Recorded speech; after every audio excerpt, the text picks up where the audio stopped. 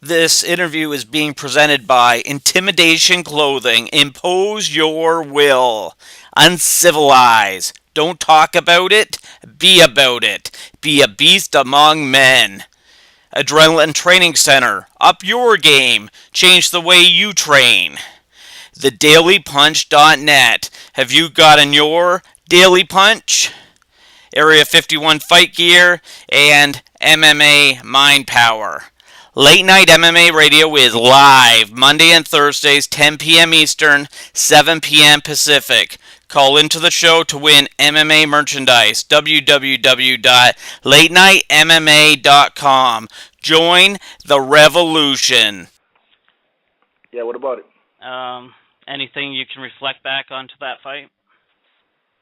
Shit, man, I had like a whole lot of reflections about the fight. I guess I had a little different views than the judges, etc. So it's really changed my game and outlook on the sport a lot, simply because I've come to realize it's a sport. It's not a fight. Of course, it's a fight, but you know what I mean. It's a sport. There's judges that, Yeah, everybody has their own opinion, and unfortunately, nobody knows what the judges are looking at. And I think the for big sure. thing is that we don't even know. I'm not sure they know what they're really looking at sometimes. Like all these recent fights have been a whole bunch of issues and controversies. Oh yeah, Not sure. not to diss the judges, but I think that like if they somehow released a scorecard where I could see, how you scoring this fight. Is a takedown worth 2, and not getting hit on the ground worth 1, or is that worth 2? Like it's really difficult. It's so subjective. Some judges are ground guys, some are strikers, some are boxers, wrestlers. So I mean, it's neither here nor there in some of the decisions I've seen lately, but that's just the game, man. Brian's a good fighter, very very well traveled, and nice guy. So always good to lock horns with somebody like that. For sure. So, looking forward, do you have any idea yet when you'll be fighting next? I had a little injury sort of before the fight that got re-aggravated in the fight, so I'm just in the process of mending that up now. And then the arms race has already begun for the next fight, so I'm hoping to be on one of those next Canadian cards they got coming up, but we'll see what happens. Okay, and earlier today I was surfing on over at Wikipedia, and I came across a story about you getting tasered. Can you tell me about that? No, not really, simply because I don't remember much of any of it, so I've been asked like 100. Actually, it's kind of been a little bit out of style now. I haven't been asked in a little while. If you read that Wikipedia, I'm sure it said that I didn't remember what happened. Yeah, it said you were in the coma for 2 days. Yeah, something like that did go on, so I got out of it okay and been doing my thing since, so gotta thank God for that one. Okay, so you have a gym in Mississauga, correct? Yeah, man, Elite Training Center. Okay, and who do you train with down there? Geez, pretty much a who's who of guys in the area. I have my actual facility. We teach just about everybody, regular hobbyists, people who want to become instructors, people interested in fitness, women, kids, all that. And then in the daytime, that's when I have a bit more of the soldiers coming in. So a lot of the other UFC veterans in the area, a lot of up-and-coming fighters fighting in the other shows as well. We get together and put in some work, boxers, kickboxers, wrestlers, and pretty much just get each other ready for whatever we got coming up. Good stuff, man. And also heard you're working out with the Black Zillins before your fight. Talk about the experience. Who? The Black Villains? You call them the Black Villains, man? They're not gonna like that at all, man. the Black Villains. That's a new nickname for the squad. Well, with the Black Villains in Florida, there, Boca Raton, I was always in the area, like more or less. I went to train. Big fan of the guys for a long time, like George Santiago and Jay-Z Cavalcanti. So I was always like kind of hovering around trying to see if I can get in and train with these guys. As a kid watching them fight and stuff. So my first fight came up. Heard about this guy named Benke. He was in Florida, so I said I want to get down there and check him out. And they had a training camp they made, and I went there.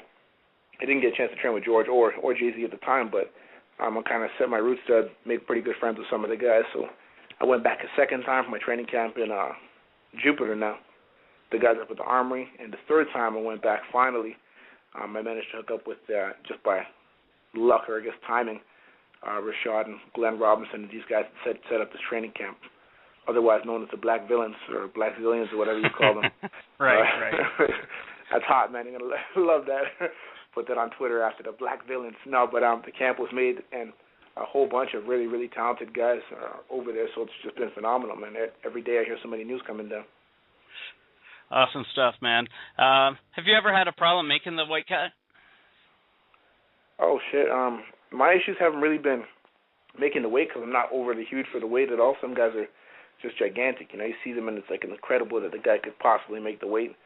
So I'm not one of them, but I've had issues, you know, after with the rehydration, etc. Like in the UK, I guess the water's a bit different or something.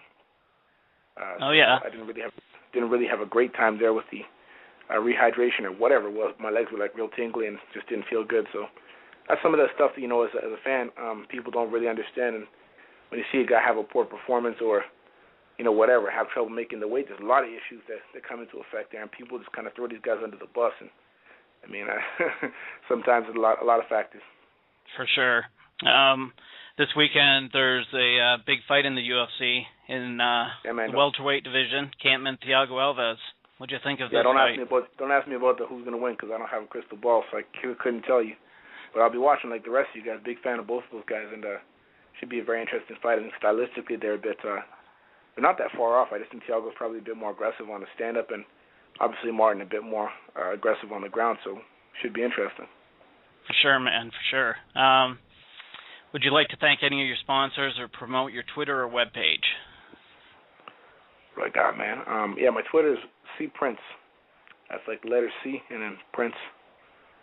Is that it? Yeah, I think that's it. No, that's not my Twitter.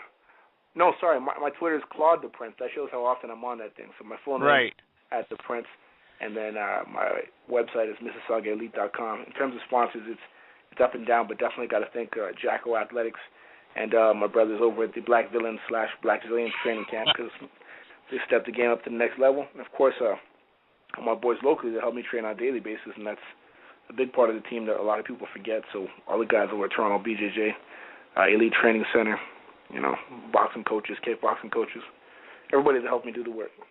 Okay, man. Well, best of luck to you and the Black Villains. Yeah, man, we started something here tonight. Thank you. Good stuff, bro.